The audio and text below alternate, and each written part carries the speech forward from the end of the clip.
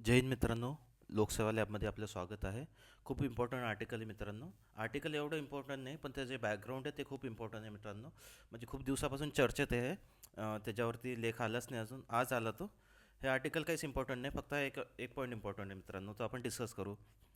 तर सगळ्यात controversial article आहे मित्रांनो हे, म्हणजे खूप दिवसापासून चर्चेत आहे. तर इप्स्टीन कोण होता आणि तो लहान मुलींसोबत काय करत होता, अल्पवयीन मुलीसोबत, हा अल्पवयीन मुलीचा पाय आहे. ही महिला कोण आहे, हे आयलँड काय आहे, आणि ही कोण आहे, ही महिला कोण आहे, आणि आर्टिकल कोणत्या पेपरमध्ये विचारता, आपल्या यू पी एस सी आणि एम पी एस सी मेन्सच्या जी एस वनमध्ये विचारता का जी एस टूमध्ये विचारता, ते आपण डिस्कस करणार आहोत. हे जे एक टाईमलाईन डिस्कस करणार आहोत, यांना म्हणता एप्स्टीन फाईल म्हणता. आणि जे पण आपल्या संपादकीमध्ये नाही आहे, पण डायरेक्ट तुम्ही मेन्समध्ये लिहू शकता. सामाजिक परिणाम काय, राजकीय प्रशासक हेतू काय, गरजू आणि उपाय काय, निष्कर्ष वगैरे, ते डायरेक्ट तुम्ही मेन्समध्ये लिहू शकता इथून पॉईंट. आणि कोणी कोणी मेन्स मराठीत देतं, कोणी कोणी इंग्लिशमध्ये देतं, यू पी एस सी असो या एम पी एस सी असो. तर तुम्ही दोन्ही ह्याच्यात लिहू शकता मित्रांनो. आणि त्यावर एक दोन प्रश्न घेऊ, एक 150 शब्दातला आणि एक 250 शब्दातला.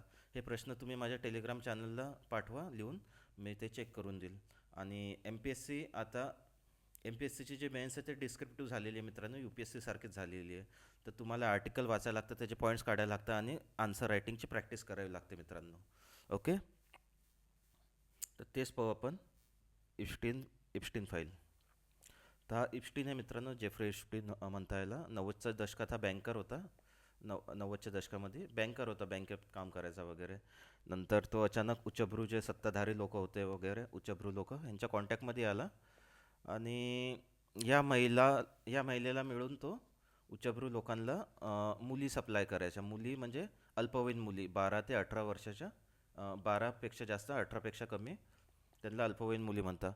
पिडोफाईल माहिती आहे का मित्रांनो तुम्हाला, काय असतं पिडोफाईल और फिडोफिलिक माहिती आहे का? ही एक लैंगिक विकृती आहे, मानसिक मनोभाव लैंगिक विकृती. तर ह्याच्यात असतं मित्रांनो,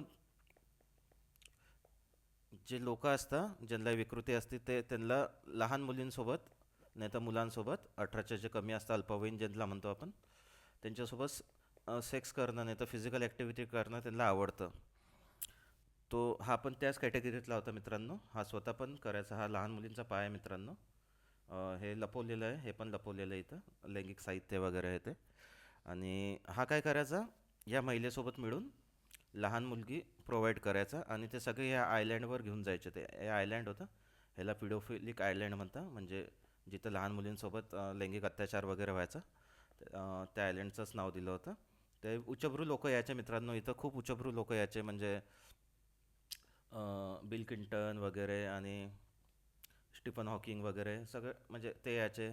आणि खूप अशा ॲक्टिव्हिटी करायचे, म्हणजे लैंगिक अत्याचार करायचे लहान मुलींवर वगैरे.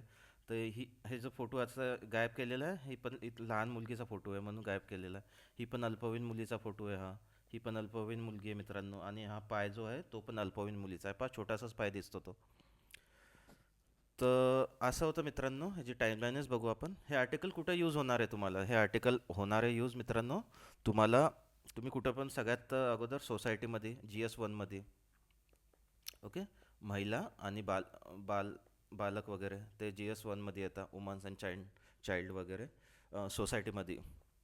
आणि सोशल जस्टिसमध्ये पण यूज करू शकतो, की सोशल जस्टिस वगैरे. तर हा होता मित्रांनो एक 90च्या दशकामध्ये इन्फ्लुएन्स करायचा, म्हणजे फायनान्शियल ॲडवायझर होता. नंतर त्यांनी कॉन्टॅक्ट बनवला मित्रांनो उच्चभ्रू लोकांसोबत वगैरे, जे पण हे होते. आणि प्रायव्हेट जेट पण होतं त्याच्याजवळ, प्लेन होतं, हे प्रायव्हेट जेट वगैरे आहे. आणि 2005मध्ये आहे ना, एक कंप्लेंट गेली. एक लहान मुलगी होती, कोणीतरी एक लहान मुलगी होती, तिने आपल्या आईवडिलांसोबत कंप्लेंट केली. अं,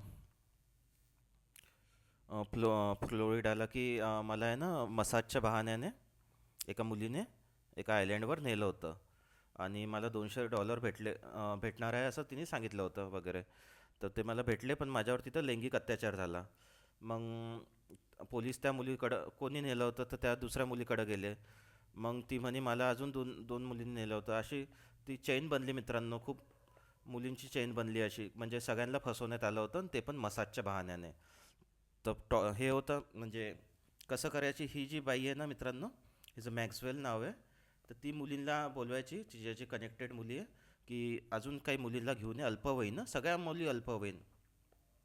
कारण यांना आनंद यायचा मित्रांनो, यांना सुख भेटायचं लहान मुलींसोबत सेक्स करताना, लहान मुलींवर अत्याचार, लैंगिक अत्याचार करताना. हे जे उच्चभ्रू लोक आहे यांना, हा जो इप्स्टीन आहे आणि उच्चभ्रू लोक आहे त्यांना मजा यायची वगैरे. तर ही बाई मसाजच्या नावाखाली मुलींना आणायची आणि या आयलँडवर घेऊन जायची आणि उच्चभ्रू लोक त्यांच्यासोबत लैंगिक अत्याचार करायचे. हा पण त्याच्यामधलाच होता. तर असं करून करून त्यांनी खूप कॉन्टॅक्ट्स वगैरे बनवले, आपली पोहोच खूप जास्त बनवली मित्रांनो. बिल क्लिंटन आहे अमेरिकेचे पूर्व राष्ट्राध्यक्ष, आणि खूप जणांचे नाव आहे मित्रांनो त्याच्यात. लेखक म्हणतो आपलं ह्यांचं पण नाव होतं एक, इंग्लंडचा जो राजपुत्र होता राजघराण्यातला, त्याला पायउतार व्हावं लागलं वगैरे, एलिझाबेथचा मुलगाच, जी राणी एलिझाबेथ होती. ओके.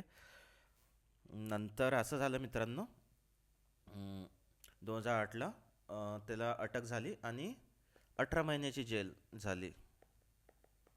18 महिन्याची जेल म्हणजे कसं, त्यांनी एक डील केली होती, एक सिक्रेट डील केली होती. आता जे जे सेक्रेटरी वगैरे होते ट्रम्पच्या ह्याच्यात, त्याच्यासोबत त्या काळी ते सेक्रेटरी नव्हते, त्यांच्यासोबत सिक्रेट डील केली होती की असं काही करा की मी 18 महिन्यातच निघून जाईल बाहेर. तर त्याच्यावर फक्त इतकं ट्रॅफिकिंग झाली, इतक्या मुलींचं शोषण झालं मित्रांनो, आणि लैंगिक अत्याचार झाला, पण त्याला 18 महिन्याची शिक्षा झाली. तर त्यांनी अशी डील केली होती की फक्त तुमच्यावर वेश्यावृत्ती वेश्या व्यवसाय केला हाच चार्ज ठेवू आम्ही आणि 18 महिने सोडू तुम्हाला.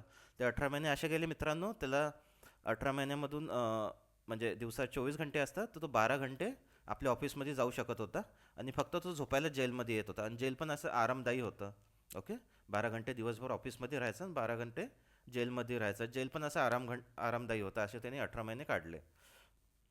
आपल्याला असं वाटतं की खूप शिक्षा झाली असते, 45 वर्ष वगैरे, पण असं काही नाही. आणि ट्रॅफिकिंगला काय म्हणतात, देह व्यवसाय वगैरे, देह व्यवसाय नाही म्हणत, म्हणजे मुलगी सप्लाय करणं, लहान मुलीवर अत्याचार करणं, त्यातलं खूप 45 वर्षे शिक्षा असते अमेरिकेमध्ये.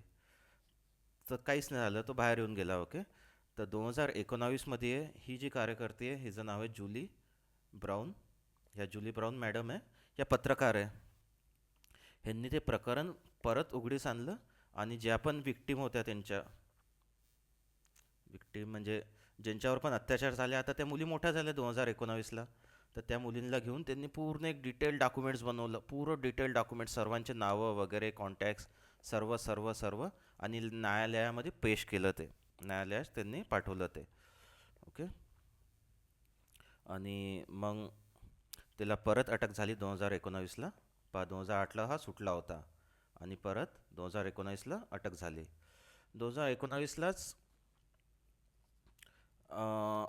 काय झालं मित्रांनो, 2019लाच जेलमध्ये असं म्हणण्यात येतं की हा फाशी घेऊन मेला. फाशी घेऊन मेला हा. तर जेलमधले CCTV कॅमेरे काम करत नव्हते वगैरे, आणि असं म्हणतात त्यांनी बेडशीट जी होती तिलाच असं हे करून लंब करून त्यांनीच फाशी घेतली वगैरे. पण ते कॉन्ट्रावर्शियल आहे, हा मेला कसा काय वगैरे. कारण असं म्हणण्यात आलं की हा कधी जिवंत असला असता तर अजून मोठ्या मोठ्या लोकांचे नावं उघडीस आले असते वगैरे, पण तो मेला मित्रांनो. नंतर झालं 2022ला मॅकवेल कन्व्हिक्टेड. ओके. ही जी होती कार्यकर्ती त्याची जवळची, जी मुली सप्लाय करायची, लहान मुली सप्लाय करायची, तिला पण 2022मध्ये अटक केली. ओके. ट्रम्प असं म्हटला होता की ट्रम्पचा शत्रू म्हणजे अपोजिट पार्टीमधला बिल क्लिंटन होता आपला हा.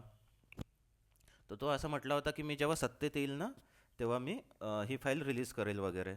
पण जेव्हा ट्रम्प सत्तेत आला, कारण त्याला असं वाटायचं की हे जे नावं असेल समोरच्या अपोजिट मधले नावं असेल ह्या फाईलमध्ये वगैरे, तर आपल्याला चांगलंच आहे समजा. पण जेव्हा हा सत्तेत आला ट्रम्प, तेव्हा तो म्हणे की आता मी काय रिलीज वगैरे नाही करत. पण परत उठाव झाले, हे ते झालं. मग असं बिल पास झालं की आता ह्याला रिलीज करून द्या. आता ही 25ला रिलीज झाली, 2025ला. पण मित्रांनो, हे डॉक्युमेंट्स पब्लिश झाले, जितके पण जे सबूत वगैरे जे होते ना, त्यांचे प्रूफ वगैरे, सगळ्यांचे नावं, कॉन्टॅक्ट्स वगैरे सगळे जितके पण होते ती जमा केले होते, सगळे रिलीज झाले. पण कोर्टाने त्याच्यावर अशी काळ्या पेनाने त्याला हिडन केलेलं आहे, कोणाचे कोणाचे नावं, ॲड्रेस, नंबर वगैरे असं हिडन केलेलं आहे. खूप लोकांचे नावं आहे ह्याच्यात. आपल्या भारतामध्ये पण एक पॉलिटिशियनचं, मोठ्या पॉलिटिशियनचं नाव आहे, नाव आलेलं आहे फक्त, बाकी काही नाही. आणि अनिल अंबानीचं नाव आहे वाटतं ह्याच्यात भारतामधून. आपल्या त्यात नाही जायचं कोणाचे नाव आहे, आपलं टॉपिक समजून घ्यायचं काय आहे काही नाही. आणि कुठं यूज करू शकतो.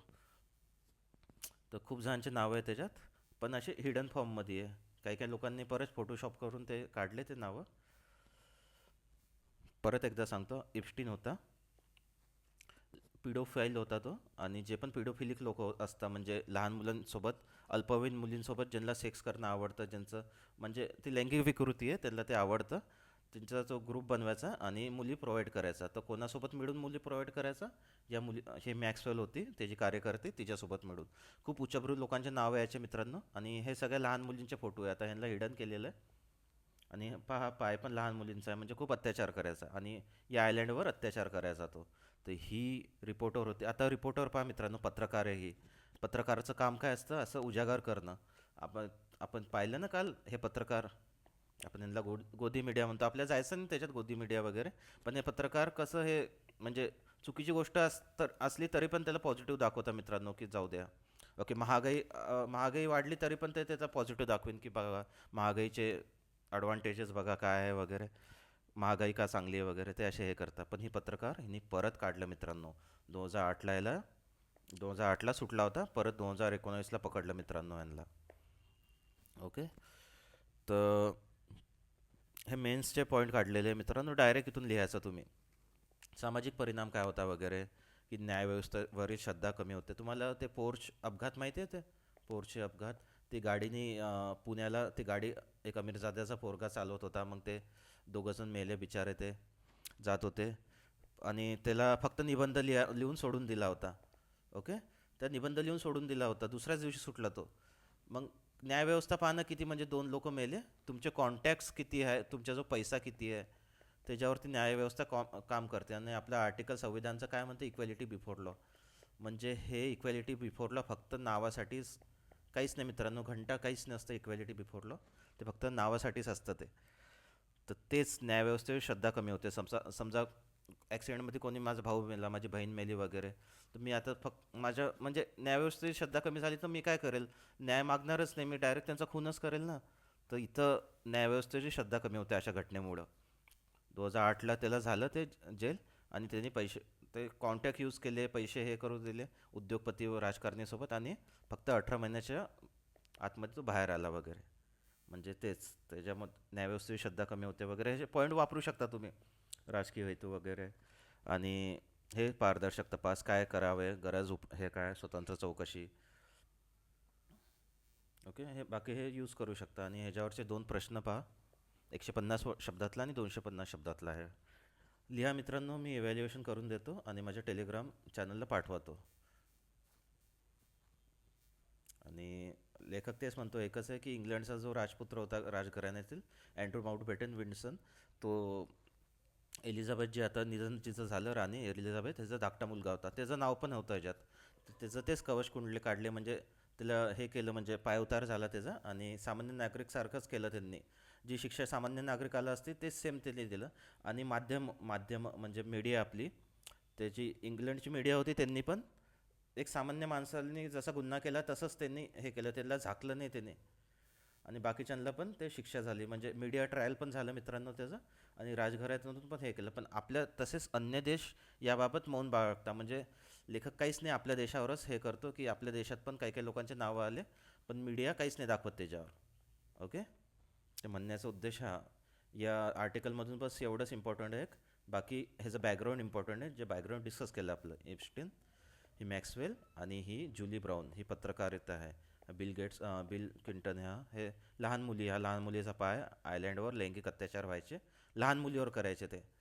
आणि फाईल आहे, त्यांनी नाव हिडन केले, कोर्टानेच नाव हिडन केले, म्हणजे पहा न्याय व्यवस्था कशी आहे आपली. आणि GS1मध्ये पण यूज करू शकतो, 2मध्ये पण करू शकतो. सोशोलॉजी जे जे ऑप्शनल आहे तो पण यूज करू शकतो. हे एक्झाम्पल, हे पॉईंट जसे तसे लिहा. ह्याची PDF देतो मी तुम्हाला टेलिग्राम चॅनलवर. प्लीज लाईक, शेअर, सबस्क्राईब करा. थँक्यू.